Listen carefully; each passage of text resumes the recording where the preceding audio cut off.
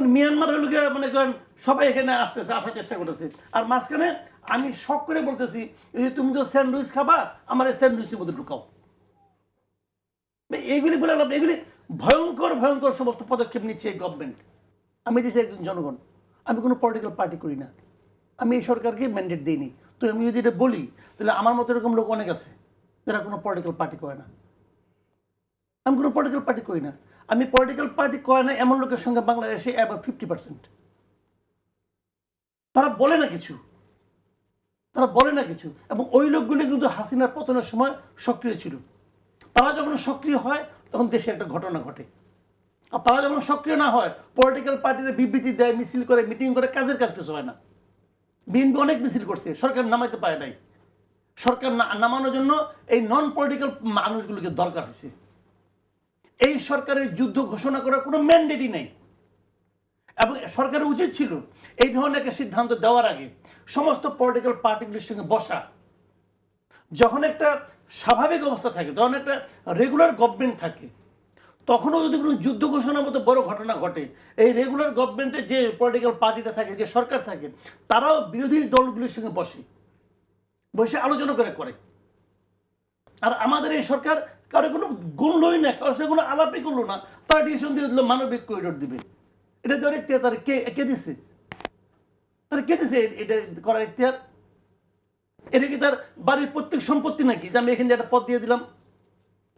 এটা হলো একটা যৌথ পরিবারেও বড় ভাই ইচ্ছা করলে একদিক দিয়ে একটা পদ দিতে পারে না, অন্য ভাইদের মতামত দিতে হয়।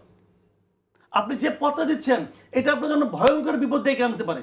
মাথায় রাখবেন, আরাকান আর্মির সঙ্গে আমাদের কোনো কূটনৈতিক সম্পর্ক নাই। আমাদের এখনো কূটনৈতিক সম্পর্ক মিয়ানমারের সঙ্গে। তো মিয়ানমারের জানতা বলি আর যাই বলি, তাদের বিরুদ্ধে তো আমরা মিয়ানমারে গেছি না? মিয়ানমারের সঙ্গে আমাদের কূটনৈতিক সম্পর্ক আছে, আমাদের রাষ্ট্রদূত আছে মিয়ানমারে। তো মিয়ানমারের সঙ্গে আরাকান আর্মিরা ফাইট করতেছে।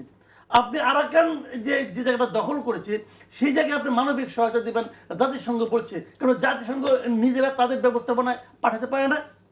তারা আকাশপথে পাঠাক, তারা নৌপথে পাঠাক, আমার ভূখণ্ডকে ব্যবহার করতে হবে। কারণ কালকে যদি এইটা পাঠানোর পরে কালকে যদি মিয়ানমার বলে তোমরা আমাদের সঙ্গে যারা বিদ্রোহী, তোমরা তাদেরকে হেল্প করতেছো, এটা বলে তারা আমাদের আক্রমণ করে, তখন আমাদের পিছনে কে আসবে?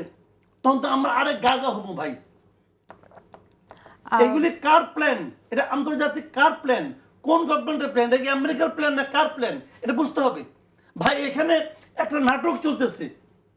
ভারত, আমেরিকা, চীন, এই তিন দেশের দৃষ্টি হলো মিয়ানমারের প্রতি।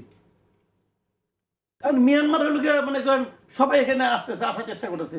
আর মাঝখানে আমি শখ করে বলতেছি যে তুমি তো স্যান্ডউইচ খাবা, আমার এই স্যান্ডউইচের মধ্যে ঢুকাও। এইগুলি বলে এগুলি ভয়ঙ্কর ভয়ঙ্কর সমস্ত পদক্ষেপ নিচ্ছে এই গভর্নমেন্ট। এটা আমার এখন আমার সন্দেহ হচ্ছে এই গভর্নমেন্ট আসলে নিজে এগুলি করতেছে না, অন্য কারো কারণে করতেছে। কিন্তু সেখানে আমরা যেটা জানি যে রাখাইনে মানবিক সহায়তা যদি পৌঁছো না যায়, সেখানে দুর্ভিক্ষ হতে পারে। সেখানে এই বিষয়টাও তো মাথায় রাখতে হবে যে হতে পারে গাজায় দুর্ভিক্ষ হচ্ছে না, আমি কি করতে পারতেছি? গাজা আপনি ফিলিস্তিনের ম্যাপটা দেখেন ভাই, সেই ম্যাপের আশেপাশে সৌদি আরব, মিশর, আপনার জর্ডান, সবগুলো তো মুসলিম কান্ট্রি। তারা কি করতেছে? আপনি বলছেন এটা কোনোভাবেই দেওয়া উচিত না? একদম উচিত না। এটা ভয়ঙ্কর একটা পরিণতি ডেকে আনতে পারে।